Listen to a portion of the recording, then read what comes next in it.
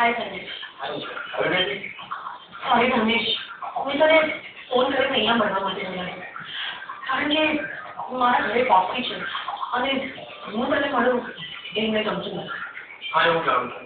પણ ધનેશ, તને નોકરી મળી કે નહીં? ના યાર, અત્યારે તો હું બેકાર જ કરું છું. ઓકે, તો જ્યાં સુધી તને નોકરી ન મળે ત્યાં સુધી હું તને પૈસા આપીશ. પણ તારે મારું એક કામ કરવું છે. અરે આ તારું કામ હું પૈસા માટે કરું? બિલકુલ નહીં. યાર તારા માટે તો મારી જાન હાજર છે. અને મારી જાન અટકી છે રવિની બનતી ફિલ્મમાં. ધનેશ, આપણે ભેગા મળીને એવું કંઈ કરી શકીએ કે રવિની બનતી ફિલ્મ 4-5 મહિના માટે અટકી છે. જેથી તું એના બાળકને જન્મ આપીને પછી એ જ ફિલ્મની હિરોઈન બની છે. એબ્સોલ્યુટલી. તારું આ કામ તો હું ચપટી વગર કરી નથી.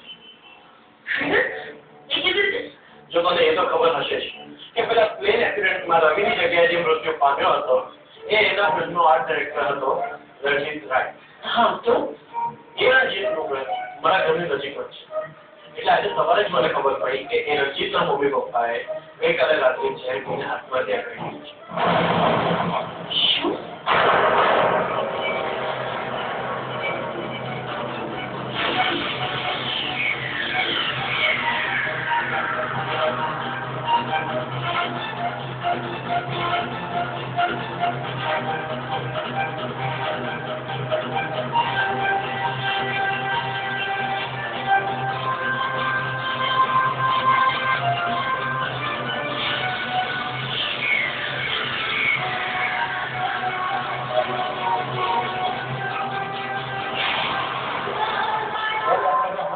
રણજીતભાઈના